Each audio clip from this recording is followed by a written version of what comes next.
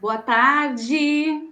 Queremos dar as boas-vindas aos nossos estudantes, pais, amigos, professores que estão nos assistindo.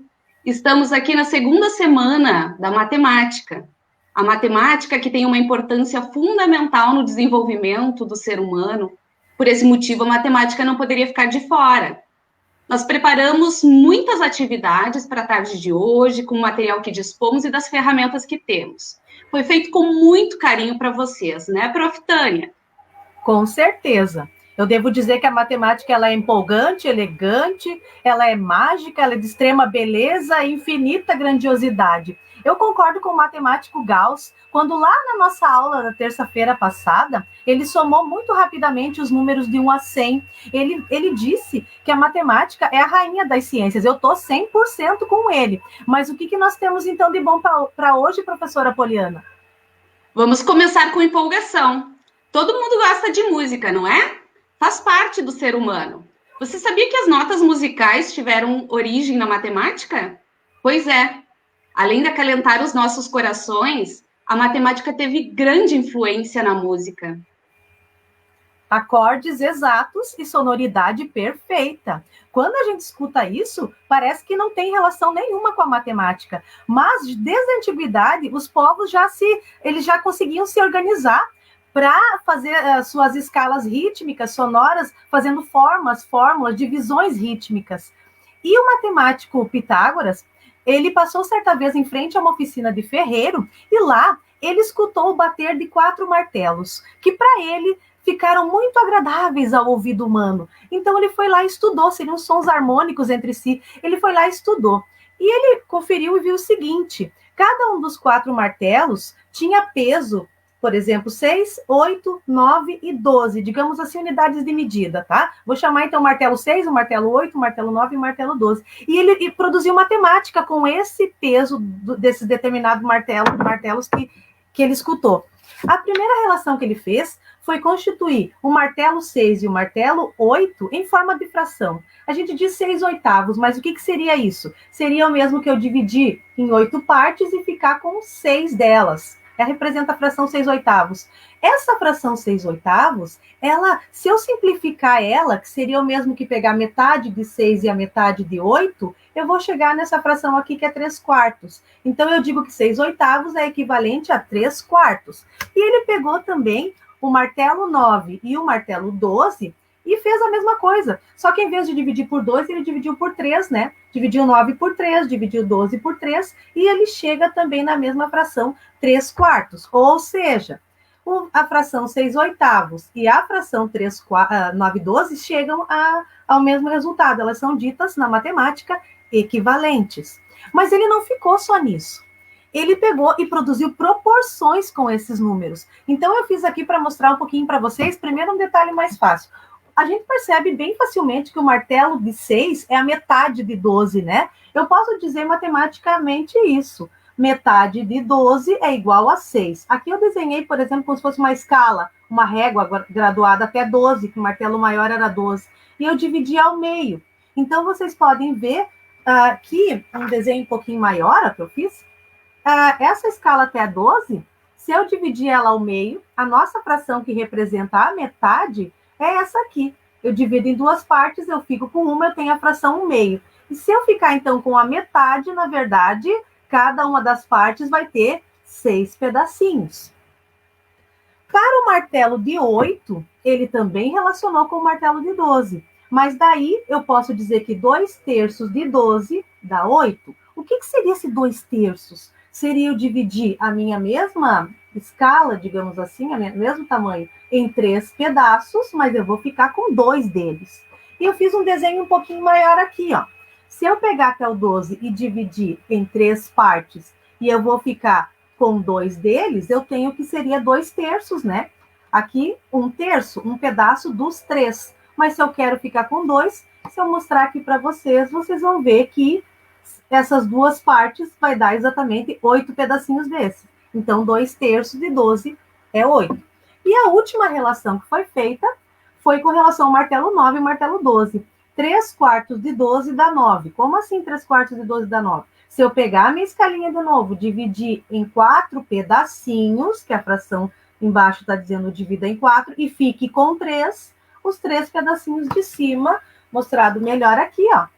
Dividir em 4 pedaços iguais, 4 pedaços. Se eu quero ficar com 3 deles, eu fico com 3 quartos.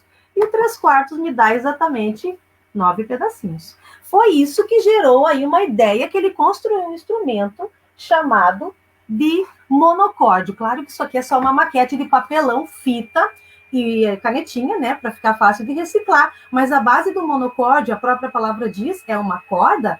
Ele fez de madeira, ele colocou uma corda super esticada aqui em cima. E aí, com a mesma escalinha que eu fiz ali, ó, ele relacionou o som da corda inteira com o som da metade da corda, por exemplo, e viu que os sons eram análogos, né? Era o mesmo som, só que daí em mais agudo. Assim, ele relacionou a corda inteira, marcando o som e fazendo o som, dividindo nas frações ali. Fração 2 terços, fração 3 quartos. E aí nasceram as notas musicais, né? Agora, eu vou convidar vocês para ver um vídeo junto comigo que mostra bem certinho isso daí. Então, espero que vocês gostem.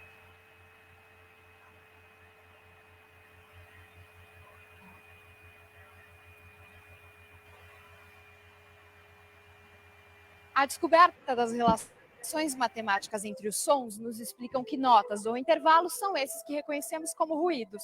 Todo som é, na verdade, uma onda sonora que se propaga no ar em uma determinada frequência, uma pulsação. Dá uma olhada.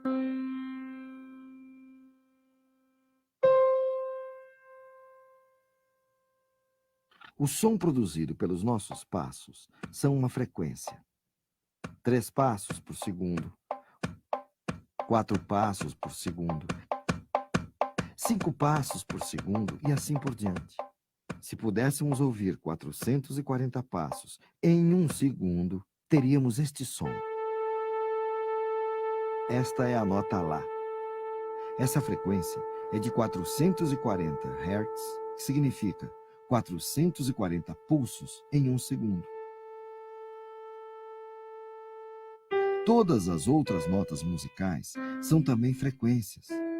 Quando tocamos 2 desses sons juntos, estamos, na verdade, combinando frequências distintas. Neste caso, temos 2 notas Dó, uma mais grave e outra mais aguda. Vamos reduzir as frequências igualmente de maneira que possamos ouvir as pulsações como passos. Para cada passo deste Dó, 2 passos deste outro. Portanto, uma mesma nota, mais grave e mais aguda, tem uma relação matemática de 1 para 2. Se combinarmos o Dó com um Sol, teremos isso. Para cada 2 do Dó, 3 do Sol. A combinação de um Dó com um Fá gera a fração de 3 para 4. Esses são os intervalos mais agradáveis ao ouvido humano. São formados por frações simples. 1 para 2, 2 para 3, 3 para 4. Agora, veja só esta combinação. Um Fá com um Si. Uma grande confusão, não é mesmo? Um intervalo de 32 para 45. Elas começam juntas e só vão se encontrar depois de 32 passos do Fá e 45 do Si.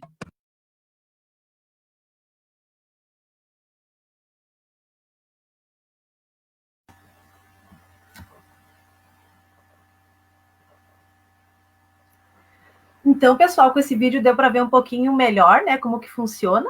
Eu não sou muito entendida disso, eu fui em busca de informações, mas agora o matemático Pitágoras, cujo eu falei anteriormente, ele é o meu segundo matemático preferido. Eu tenho a honra e o privilégio de compartilhar agora a tela com o meu primeiro matemático preferido. Então, eu tenho esse privilégio hoje. Eu vou chamar agora o professor Leandro Martins. Ele foi professor da nossa escola. Ele tem uma estreita ligação com a matemática, com a música, com o xadrez, principalmente com a matemática. E ele vai mostrar um pouquinho para a gente hoje, vai conversar com a gente agora. Então, eu vou chamar o professor para conversar comigo. Uma boa tarde a todos, é uma satisfação e uma honra recíproca visitar a comunidade da Escola Dolfina, uma vez mais, né? Já se vão aí quase 8 anos da minha saída. Quero cumprimentar também a colegas, professores, né, e alunos das escolas onde eu atualmente atuo em Porto Alegre, né, que são as escolas João Antônio Satti, no Rubem Berta, e Antônio Júdice, no Maitá, né. Então, meu salve para todos aí, tá? Então, eu vou continuar a falar um pouquinho mais aí sobre o que a Tânia colocou, né, do Pitágoras e essa construção melódica e harmônica que deu início com os estudos dele, né? Foi o primeiro experimento científico que se tem notícia, né? Constam os registros aí. E eu quero trazer aqui um pouco do suporte matemático que explica as teclas brancas e pretas do piano, tá? Então, de onde é que saem essas teclas pretas, né? Sendo que são 7 as notas fundamentais, né? Que notas são essas teclas pretas, né? Então, preparei uma apresentação aqui para mostrar para vocês, né? Que vai ilustrar um pouquinho melhor isso. Tá? Então, algumas ligeiras considerações, né, sobre a relação entre matemática e música. Vamos falar um pouquinho aqui sobre o quadrivium, que era uma disciplina que se tinha, né, que se ensinava, né, na escola grega ali da Idade Antiga, e se estendeu até o início da Idade Média, né, que trata ali da aritmética, a geometria, a música e a astronomia, né. A tabela ilustra, né, a relação entre estas áreas do conhecimento, né, de duas em duas, né. Então, a aritmética e a música, elas tratam dos números, a geometria e a astronomia, elas tratavam das formas. A aritmética e a geometria, elas são o tratamento dos números e das formas em repouso, né?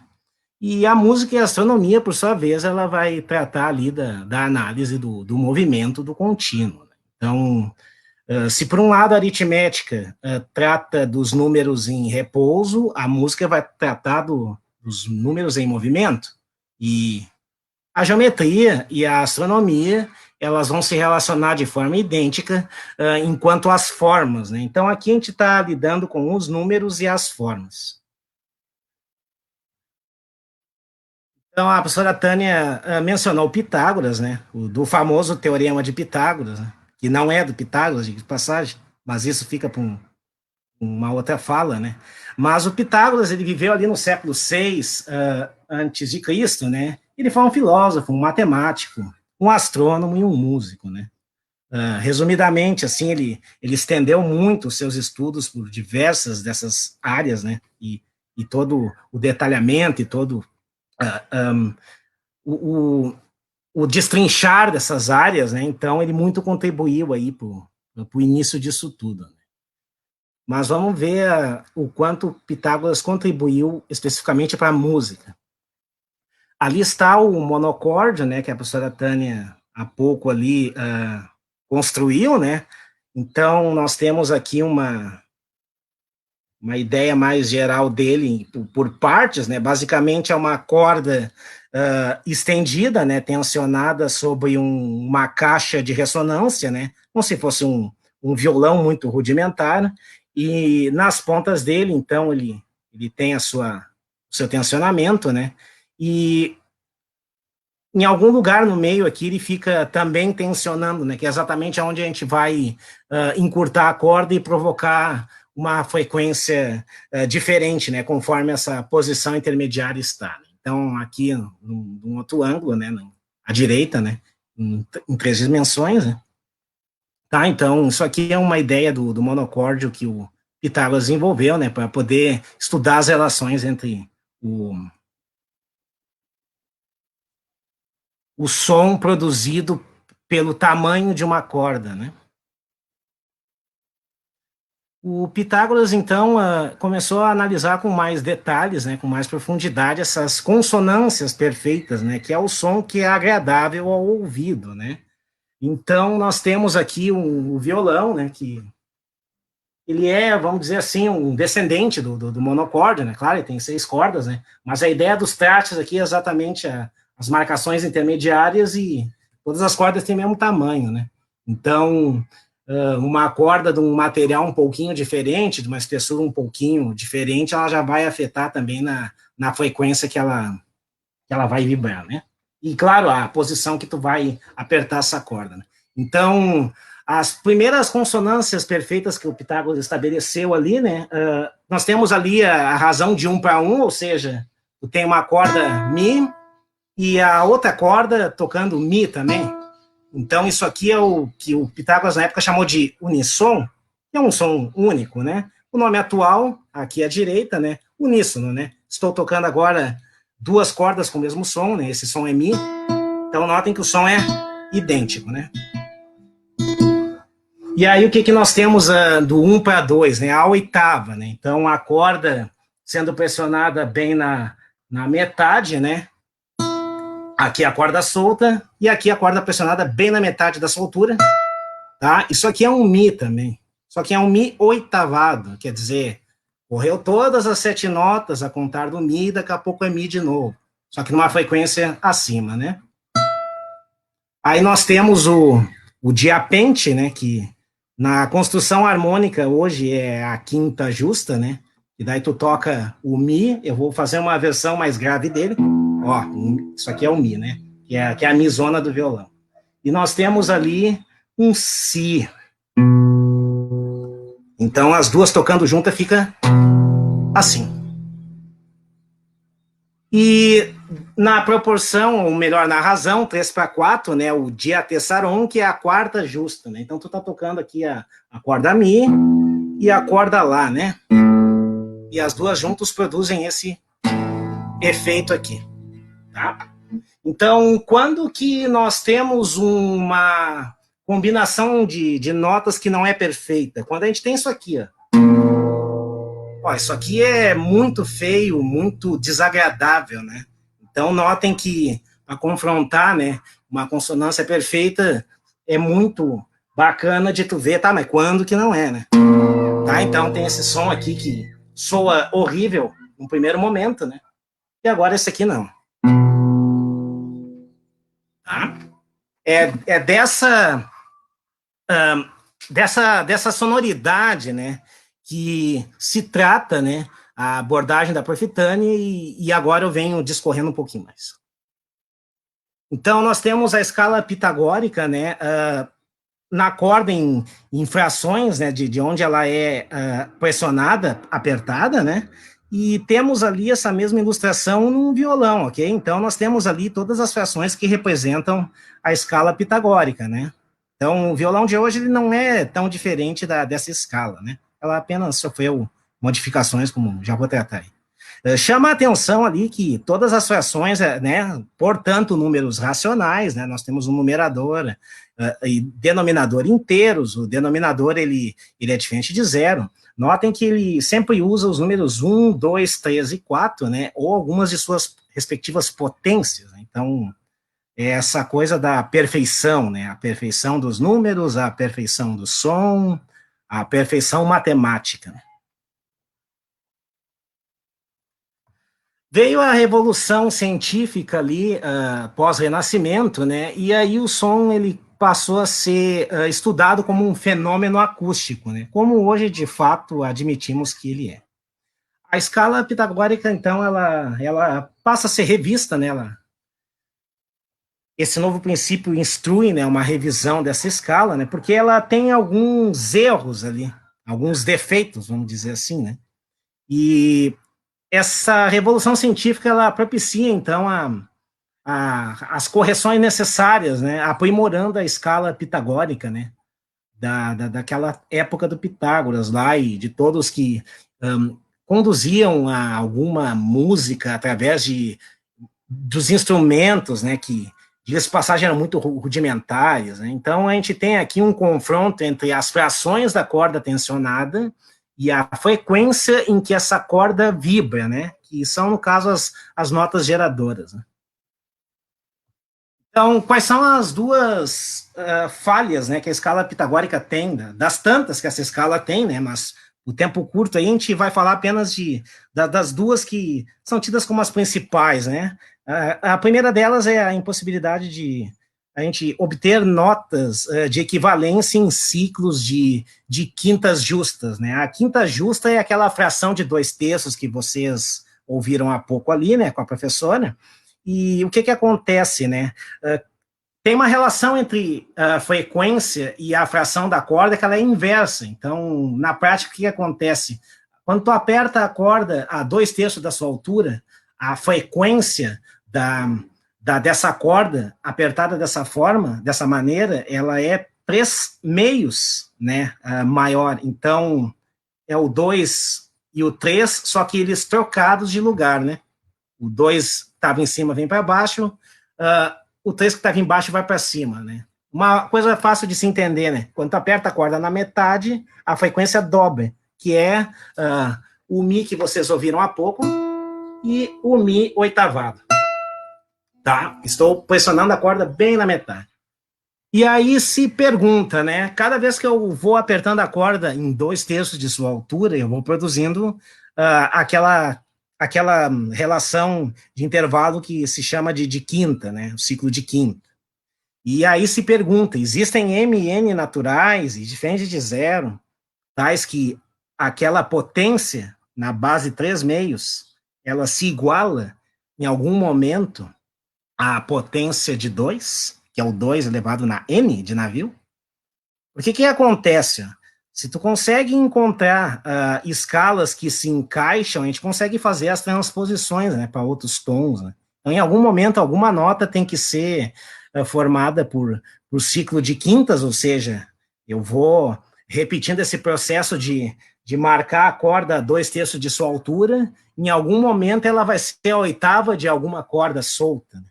Será que eu encontro isso? Mas aí adianta para vocês, né, que a resposta é não, tá? Não tem esses números naturais nas condições dadas. E a gente vê o seguinte, a melhor aproximação que se encontra após 12 ciclos de quintas, né, é quando o M é 12 e 7 ciclos de oitava quando N é igual a 7, tá? Isso aqui é uma explicação matemática para ilustrar. Então, nós temos ali a chamada coma pitagórica, né? Nós temos os números muito próximos, mas não iguais. 129 e pouquinho, ele não é 128, ele é quase, mas não é, tá? Um outro problema aqui consiste na razão entre as frequências, então notem que entre Dó e Ré nós temos 9/8, mas entre Mi e Fá nós temos essa fração aqui, 253 sobre 243. Percebam vocês também que isso acontece lá entre Si e Dó de novo, né? E aí tu tem, né, o tom, o meio tom, e lamentavelmente tu percebes ali que o meio tom, 2 meio tons não dá um tom, tá? Então, isso acaba complicando, né, a transposição entre os tons, a construção e a composição musical e a lógica de construção de um instrumento, né? Tu teria que ter um instrumento para cada tom. É bem complicado. Tá? Então, esse ciclo de 12 quintas obrigou a escala pitagórica a ser estendida de 7 para 12 notas, compreendendo, então, as 7 notas naturais, os 5 acidentes, né, que vão ser as teclas pretas. Então, o cara que muito contribuiu para esse estudo, né, o Simon Stevin, tá? Engenheiro físico e matemático. E a gente fala, então, do temperamento, né, que é o ajuste das cordas. Aqui toda uma explicação com números irracionais, né, a raiz quadrada de 2, já era difícil trabalhar com os pitagóricos, e nós temos aqui a raiz de índice 12, né, então essa foi a solução que ele encontrou. Né. Tá? E, por fim, nós temos, então, as 12 notas, né, que se explicam, então, as 7 notas naturais, né, que é o Dó, Ré, Mi, Fá, Sol, Lá, Si, e as notas intermediárias, né, uma nota entre o Dó e o Ré, que é uma tecla preta, entre o Ré e o Mi, outra tecla preta, e entre o Mi e o Fá não tem, entre o Fá e o Sol, entre o Sol e o Lá, e entre o Lá e o Si. Então, essas notas intermediárias, elas solucionam a questão da inconsistência de transposição, tá? Então, eu encerro esta apresentação aqui, mas quero tocar rapidinho aqui, já que tem matemática e música, né? Quero fazer aqui uma construção de cadência harmônica, né? Usando essas notas que o Pitágoras conseguiu estudar e desenvolver, tá bom? Então, peço atenção dos senhores aí. Tá? Vamos tocar no violão aqui.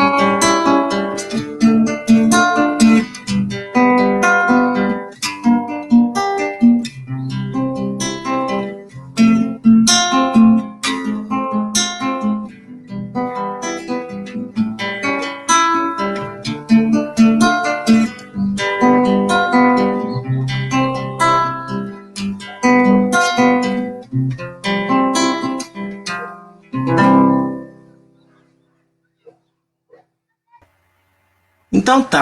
Espero que vocês tenham gostado, né? E obrigado pelo convite aí, né?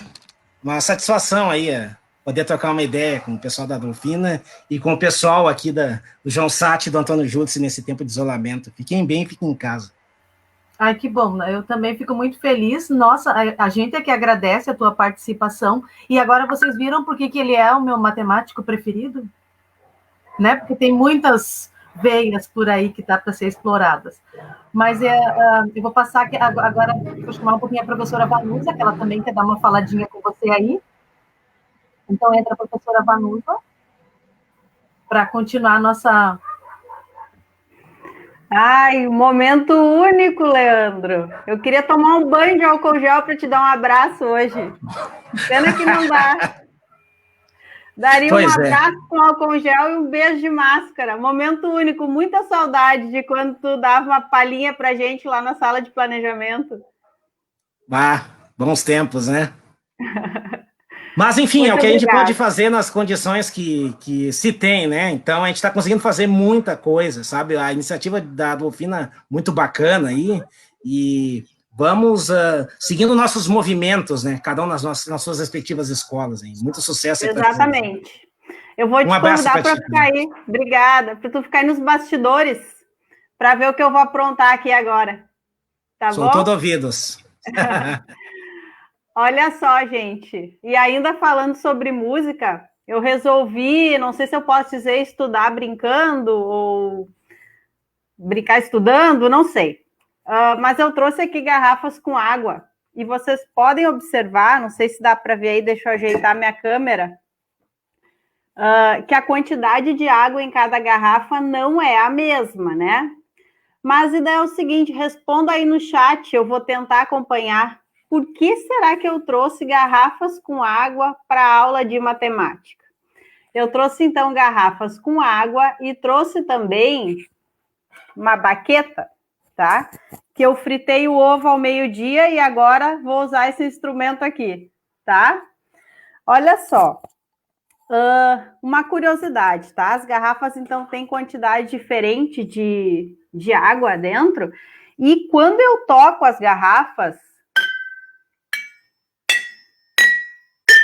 o som que elas produzem não é igual. Então, o que significa isso? Que para cada nota eu preciso de uma quantidade diferente de água dentro. E outra curiosidade, tá? Enquanto eu estava estudando, que quanto mais cheia tiver a garrafa, mais grave será o som. E se a garrafa já estiver todinha cheia e eu precisar que o som fique ainda mais grave, eu preciso mudar o líquido que está dentro da garrafa. Um exemplo é colocar sal na água. Então, com a mesma quantidade de água, a água pura produz um som e a água salgada produz outro som. Eu experimentei isso, tá? Então, a quantidade de conhecimentos que a gente pode desenvolver é simplesmente imensa.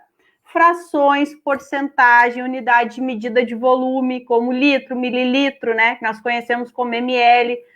E, inclusive, na aula de ciências, porque, assim, será que é a densidade do líquido que determina o som, né? Por que se eu mudo o líquido dá um som diferente? Então, isso tem assunto para muitas aulas, né? Mas, assim, ó, uma vez um sábio falou, dentro do possível, se não puder vencer o inimigo, alice a ele.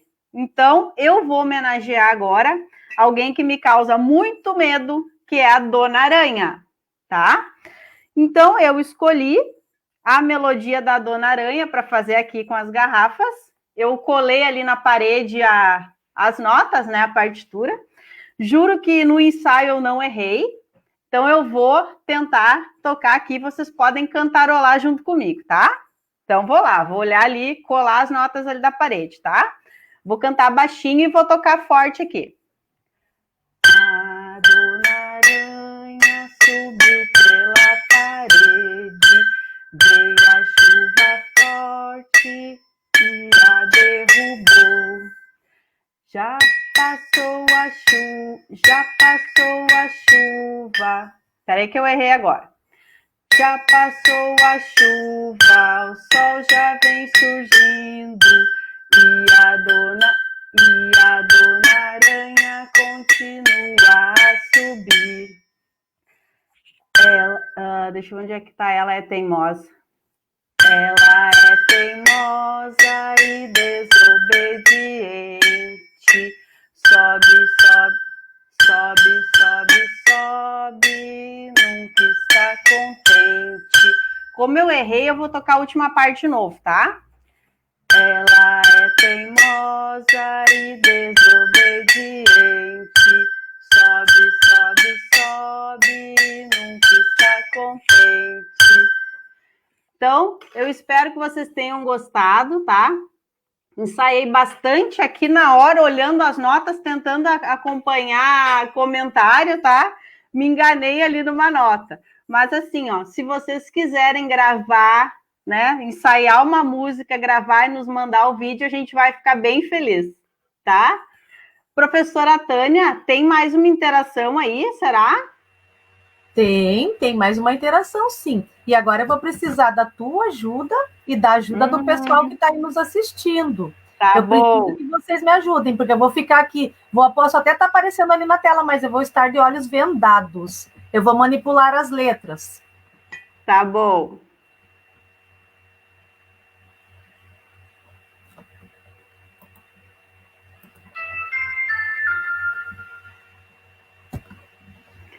Pessoal, temos aí o jogo da forca e eu vou acompanhar aqui nos comentários. Eu quero que vocês me digam que letra a gente pode colocar ali, sendo que a pista é objeto matemático.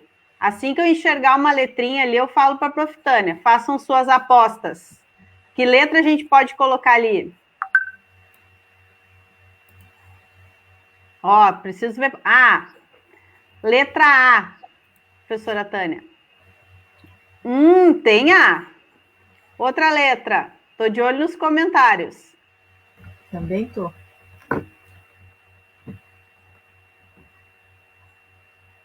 Manda aí. R.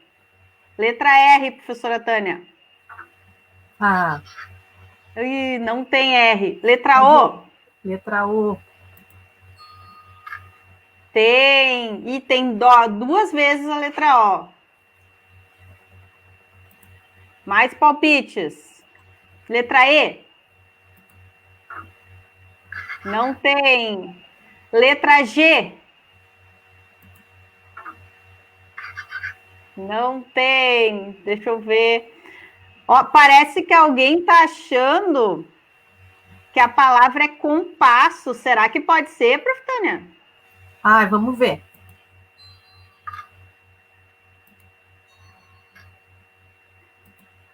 A Luiziane achou que é compasso. É. Então tá. Olha a próxima palavra. A dica é: miniaturas são uma representação. Vamos ver qual a letrinha aí. Letra L, Prof. Tânia. Tem letra L. Vamos ver. Letra S. Tem S? Tem. Deixa eu ler uma outra dica. Projetos de engenharia me usam. Letra E, Prof. Tânia.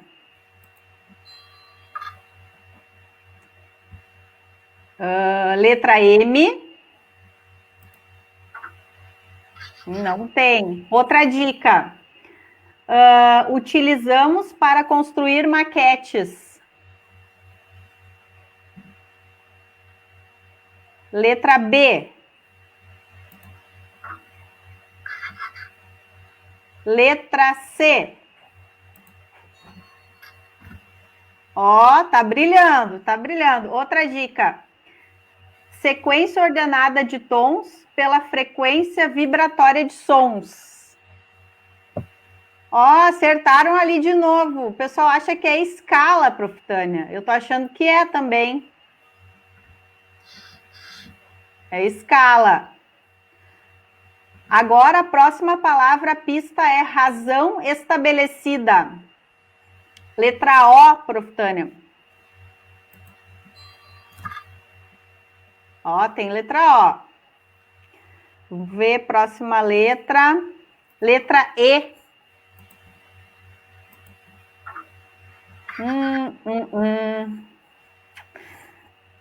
Letra A. Tem letra A. Vou ler outra pista. Parcela de um todo. Letra E, Prof. Tânia. Já foi, letra E já foi. Letra R. Ó, tem R, A, O no final. Letra G. Ó, outra dica, eu vou ler. Informa quantas figuras cabem em cada compasso musical. E alguém escreveu fração. Será que é, Prof. Tânia?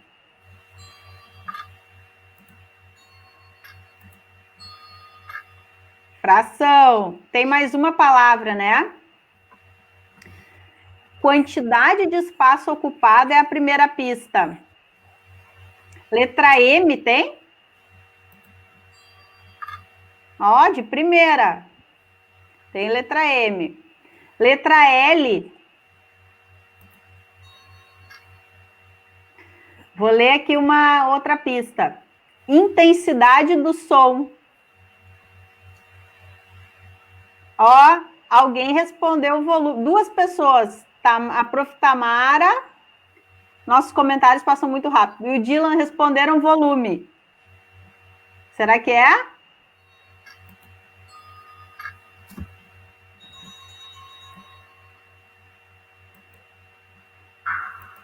Isso aí. Obrigada aí pela participação, me ajudaram bastante. Foi bem legal. Agora, gente, antes nós estávamos falando das aranhas, né, da Dona Aranha, então vamos continuar falando sobre bicho. A Bis, aquela personagem que de vez em quando aparece, ela quer saber se formiga e matemática tem alguma coisa a ver. Será que tem? Estou na dúvida. Vamos ver o vídeo da Bisa para ver se tem alguma coisa a ver?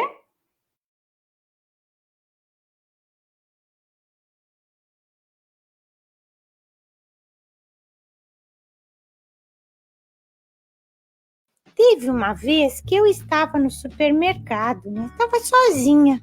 Terminei de fazer as minhas compras e quando eu estava indo para o caixa, um rapaz sussurrou: "Ai, essa vovó com um passo de formiguinha", e passou na minha frente. Eu cutuquei nas costas dele e disse: "Meu querido, o caixa preferencial é para grupos específicos como cadeirantes, idosos, gestantes, pessoas com crianças de colo e autistas. Por acaso você se encaixa num desses grupos?" Ele disse: "Não, então a preferência é minha."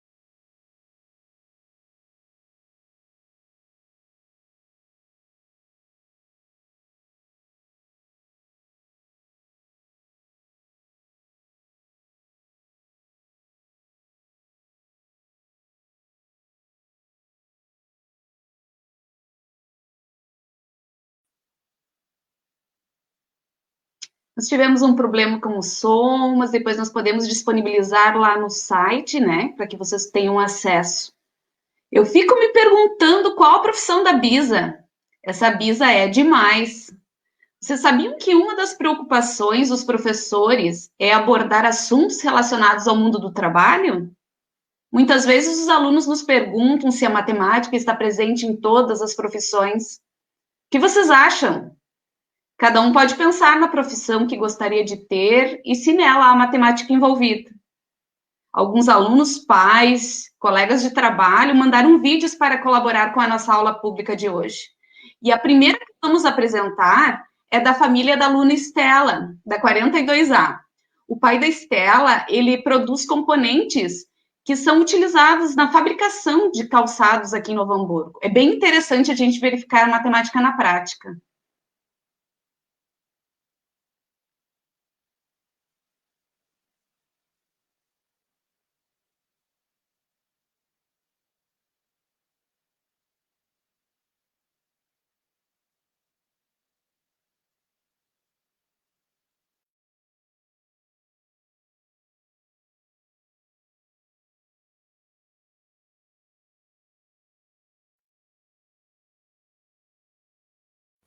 Oi, gente, eu sou a Estela, da turma 41A, e esse daqui é o meu pai. Francisco. E ele trabalha com fórmulas e essas coisas, então ele vai tentar explicar um pouquinho como é que isso funciona e como é que ele usa a matemática no trabalho dele.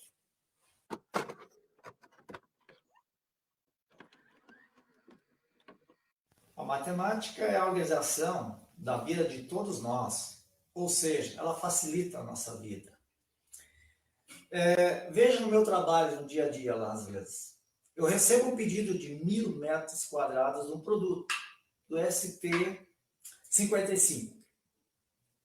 Para fazer esses 1.000 metros, eu vou precisar de uma quantia X de material. A única informação que eu tenho é que em 1 metro eu tenho que aplicar 400 gramas.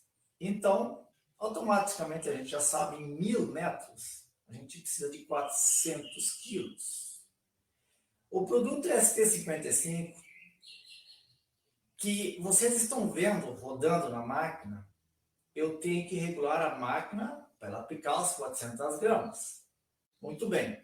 Eu vou mostrar para vocês rapidamente como eu faço esses cálculos. Veja aqui. Então, na fórmula 10, vai vários componentes. 4024-ST, 4051-IJ, 4000AB, 4025-UV. Deste vai 10%, 35%, 5%, 50%. Agora eu faço o cálculo da seguinte forma. Olha aí. Para 400 quilos, então eu multiplico 400 vezes 10, que são os 10% que vai. Igual. Desse componente eu sei que vai 40 quilos. Próximo. Eu pego 400 vezes 35, igual. São 140 que vai. O próximo vai 5% só. Então, é 400 vezes 5, igual. Vai 20 quilos. O último vai 50%. Então, 400 vezes 50, igual. 200 quilos. Sempre que temos que conferir se realmente vai dar os 400 quilos. Então, como é que eu faço? Eu somo 400 mais 140 mais 20 mais 200 igual 400 quilos, certinho. Ó. Acertou, miserável. Basta pegar esses componentes, todos eles agora, e jogar no misturador. Eu, numa mistura só, eu consigo fazer para aplicar os 1.000 metros. Fica muito fácil. Imagina se não fosse a matemática.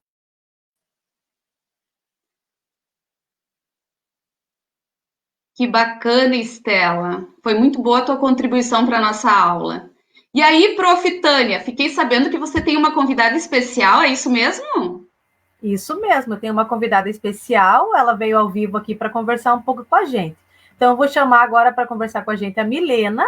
Além de ser minha filha, ela trabalha lá na escola no projeto Move. Ela tem, assim, também uma estreita relação com a matemática, né? Muito porque eu influenciei, né? E ela vai falar um pouquinho para a gente, assim, de como que ela está usando a matemática no atual trabalho dela, né? Que ela tem uma mini empresa. Oi, Milena. Oi, estão me ouvindo? Sim. Ah, então tá. Oi, pessoal, tudo bem?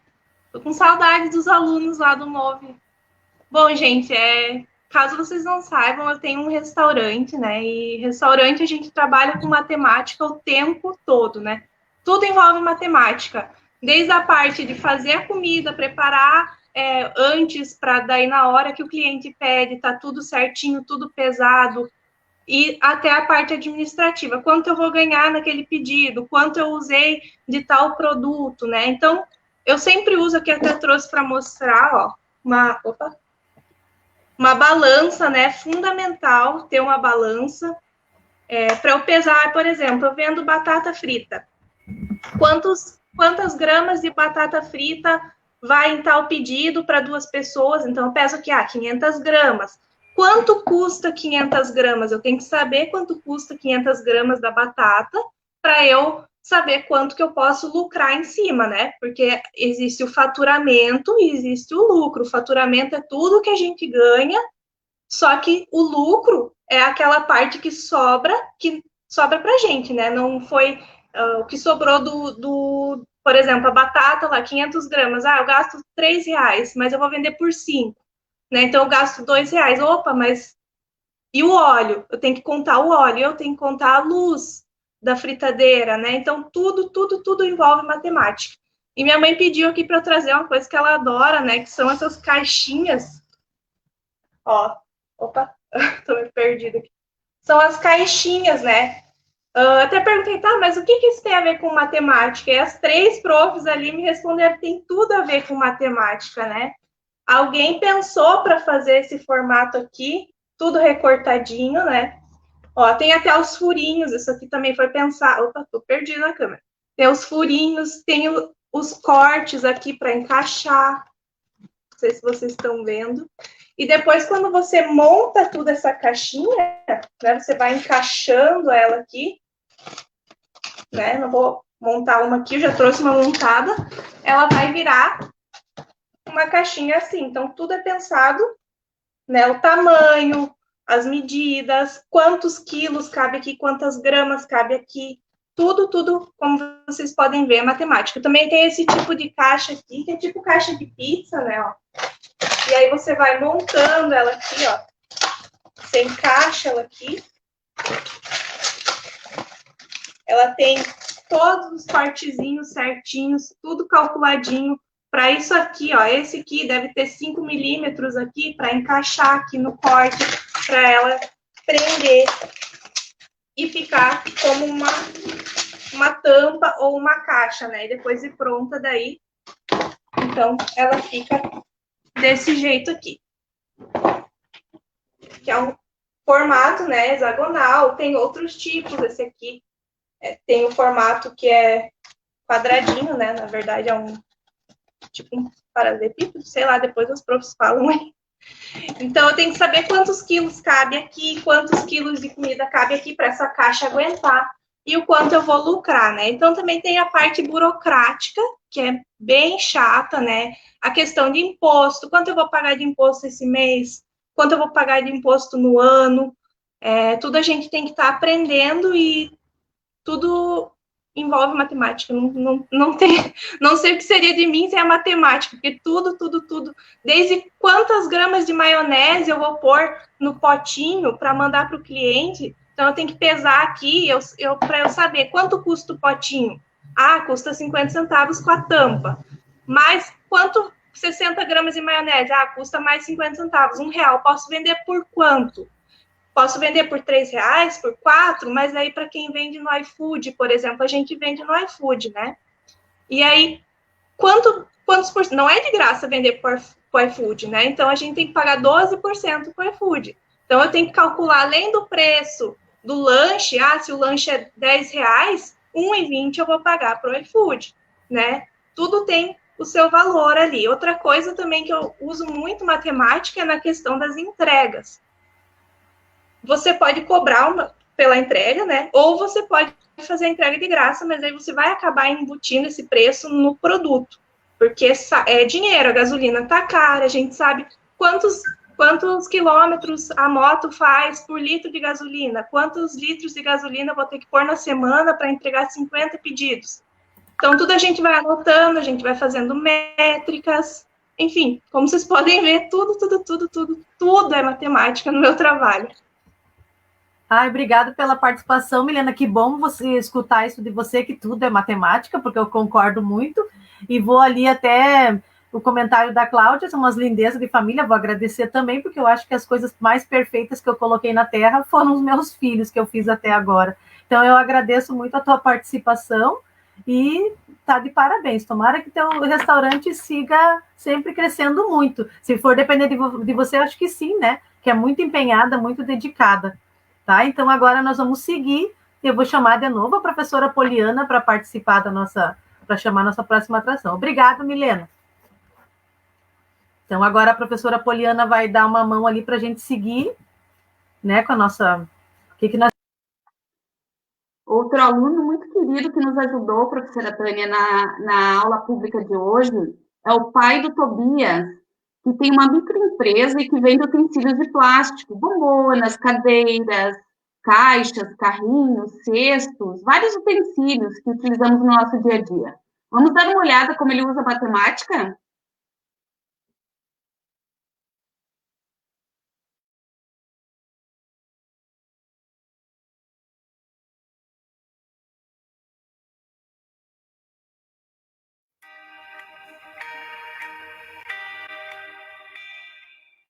Oi, gente. Meu nome é Tobias, eu sou da turma 41A e meu pai, Márcio, é dono de uma empresa de pequeno porte. Esse daqui. E ele usa muito a matemática no dia a dia. Então, agora ele vai dar um exemplo da hora que ele usa a matemática para o trabalho. Um dos, né? Porque ele usa em diversos outros. Então, curtam o vídeo dele aí agora. Bem, para mim a matemática ela é utilizada para fazer o cálculo do produto, certo? O quanto eu vou vender para o meu cliente o produto que nós trabalhamos. Então, eu preciso calcular o custo da matéria-prima, calcular os impostos, né, em cima disso, para depois poder botar a minha margem de lucro, né, e poder passar para o cliente o valor que é justo para ele, no caso, né, que tenha um lucro para mim e que não fique muito caro para o cliente também. Um exemplo de cálculo da matemática que a gente pode usar no meu ramo é um produto que me custa R$ 28,00 de matéria-prima, eu tenho que colocar mais 10% de IPI, mais 6% de ICMS, mais 9% de frete, vai me custar então R$ 35,58, chegamos ao valor do produto. E vamos colocar em cima disso a minha margem de lucro, que vai passar então o valor de venda a 53,37. Daí eu sei que eu tenho uma margem em porcentagem correta para passar para o cliente.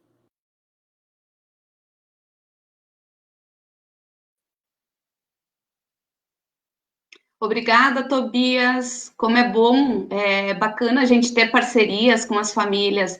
E falando em a Dolfina é privilegiada, ela tem vários parceiros, né? Falando em parceiros e parcerias, vocês gostam de ter parceiros para jogar? Além das atividades práticas, a matemática pode ser praticada através de jogos online. A nossa internet está recheada deles. Nós podemos praticar de forma divertida, temos várias opções, isso fica a critério de cada um de vocês na montagem. Eu trouxe aqui hoje, então, um anagrama, que são as chamadas palavras embaralhadas, certo? Nós fizemos o anagrama conforme as profissões. Eu vou falando as dicas, a professora Tânia vai colocar ali na tela, e vocês podem participar através do chat. Então, vocês podem colocar ali qual é a profissão conforme as dicas que eu coloquei ali. Então, a primeira profissão diz que cria, desenha e trabalha com cálculos numéricos. É o grande responsável em ter tudo no seu devido lugar. Que profissão que começa? Começa com que letra essa profissão? Podem colocar no chat. Eu estou verificando aqui, daí eu falo para a Prof. Tânia.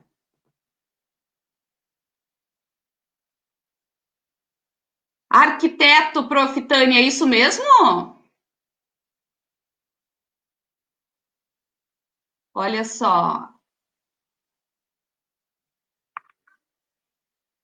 Muito bem, Prof. Tânia. Pode passar para a próxima.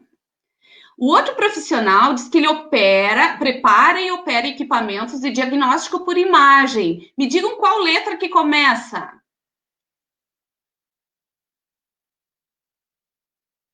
Vamos ver as participações no chat. Está um pouquinho atrasado aqui. O que vocês acham, pessoal? Que profissional que é esse? L? Começa com L? Será isso? Não, não é L. Colocar um A. Começa com A, Prof. Tânia? Também não começa. Professora Caroline Antunes falou R. Vamos tentar o R? Opa, isso mesmo. Radiologista Luiziane falou. Isso aí? Isso mesmo. Profissional que trabalha com equipamentos de imagem, tão importantes no nosso dia a dia, né? Muito bem. Vamos para o próximo, professora Tânia. Então, esse profissional, ele atua na recuperação da saúde humana e na prevenção de doenças. Qual profissional que vocês acham que é? Começa com que letra? Começa com R. Não, não começa com R. Vamos tentar um outro? Enfermeira. É isso mesmo, prof? É isso mesmo. Muito bem. São as palavras embaralhadas, tá? São chamadas também de anagramas. Vamos passando para a próxima. Elabore estratégias para melhorar o desempenho da empresa, evitando desperdícios e reduzir custos. Tá? Então, assim, esse profissional ele é bem importante nos dias de hoje, que as empresas estão se reinventando, né? Qual é o profissional? Ele inicia com que letra, pessoal?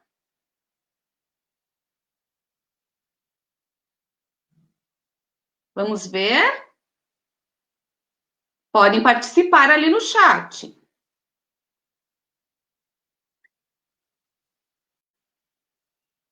Ainda está enfermeiro aqui para mim no chat, não atualizou. A. Palavra A. Inicia com A? Administradora, a prof. Leila colocou isso? Isso mesmo. Ele é muito importante, né? A reinvenção hoje das empresas, tentando se manter no mercado, tão importante. E agora não dá para errar, pessoal. Esse aqui é uma atividade que vocês gostam muito. É um profissional que cria jogos para computadores e videogames. Começa com que letra, pessoal? São 3 palavras. Vamos ver, vamos ver, vamos ver. Qual é o profissional que cria jogos de computador?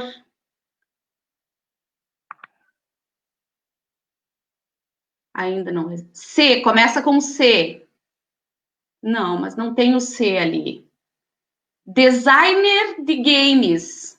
Tenta lá, prof. Tânia.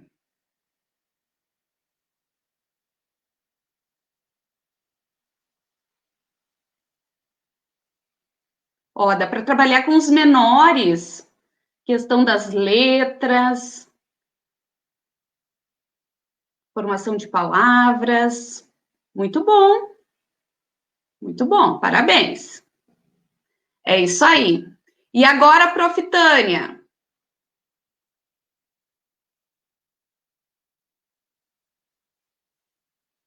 Tem algum vídeo especial? Fiquei sabendo que você tem um vídeo especial de uma prof, de uma colega que trabalhava conosco aí na escola, é isso mesmo? Isso mesmo. Então, agora, para finalizar a nossa aula, eu vou colocar 2 vídeos de alguns profissionais de saúde, muito importante nos dias de hoje, né? A nossa eterna gratidão para esses profissionais que colocam, na verdade, estão.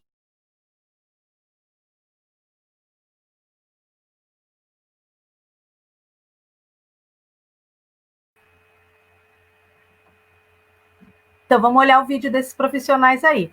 Vamos ver se a gente consegue passar direitinho.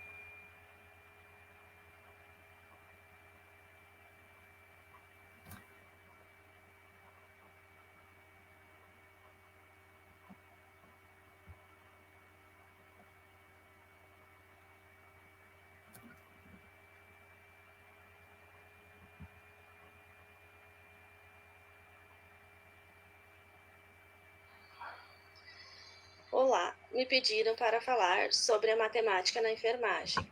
Na enfermagem, a gente utiliza muita matemática na parte de medicações, cálculo das medicações. E outro momento também que se usa a matemática é a parte que tem os ângulos, na qual, por exemplo, a gente precisa de um ângulo correto na hora de puncionar uma veia, um ângulo correto na hora de fazer uma injeção intramuscular para poder aplicar corretamente. E outras coisas de matemática que se usa no dia a dia.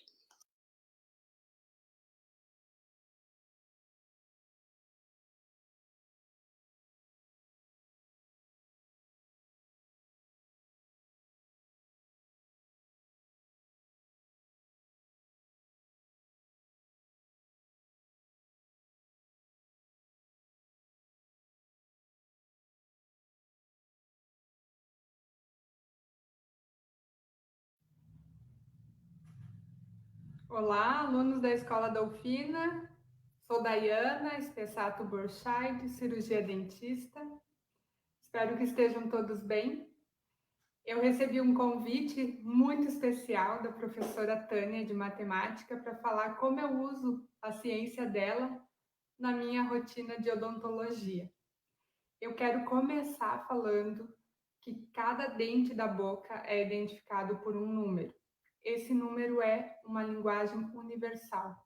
É uma comunicação que eu posso ter com qualquer dentista do mundo, seja ele aqui do Rio Grande do Sul, do Ceará, seja alguém do Brasil ou do exterior. A gente tem essa possibilidade, essa facilidade. Através desse número, eu sei onde que fica o dente, se ele fica para frente ou para trás da boca, se ele fica em cima ou embaixo, à direita ou à esquerda. Então, esse número é, assim, o nosso primeiro momento na odontologia, conhecer cada número de dente. Outro aspecto que eu uso a matemática é no momento de fazer um raio-x. Para ter uma imagem do dente, eu uso esse equipamento. E esse equipamento tem ângulo. Esse ângulo permite que eu coloque o raio-x, a sua incidência, na melhor posição para eu ter uma boa imagem do dente que eu quero avaliar. Eu posso dizer também que na hora de revelar eu uso a matemática, porque eu preciso saber muito bem qual o tempo eu vou deixar no revelador, qual o tempo eu vou deixar no fixador, para que essa imagem seja perfeita no meu filme radiográfico. Também quero falar da temida anestesia. Anestesia é um tubete, assim, que tem anestésico e vasoconstritor. Para eu ter segurança no uso desse medicamento, eu cuido muito bem o peso do paciente e a proporção de medicamento que eu tenho em cada tubete. Na odontologia, nós precisamos muitas vezes colar peças no dente. Como que funciona? Eu venho para o meu consultório e tenho cimento, que é um pó, e um líquido. Eles separados não funcionam. Eu preciso saber que eu uso 3 porções desse aqui para uma ponta desse aqui e eu vou ter uma mistura perfeita para colocar no dente, que vai funcionar com durabilidade. Então, proporção, uso muito na odontologia. Outro aspecto que se usa, não é? Números identificam todos os materiais, todos eles têm números. Por exemplo, fios 00000. Eu sei, como odontóloga, para que serve e quando que eu vou usar. Porque esse número, ele é o meu guia. Números, números, números. Também posso usar a matemática no momento de fazer uma reconstrução do dente. Porque na anatomia dentária, eu preciso ter muito claro qual é o volume, qual é a quantidade, qual é o ângulo daquele formato de dente. Sempre tenho que respeitar a natureza e também a proporção. Pois assim, falando, na minha profissão, os números são a minha rotina. Estão sempre comigo e fazem parte de todos os momentos. Acredito que também nas outras profissões os números fazem esse papel fundamental. Então, eu quero que vocês tenham, como alunos hoje, a percepção de que a matemática é para a vida toda e não só para a escola. Muito obrigada pela atenção. Falei bastante, mas é difícil resumir em poucas palavras. Espero vocês para uma consulta. Beijo.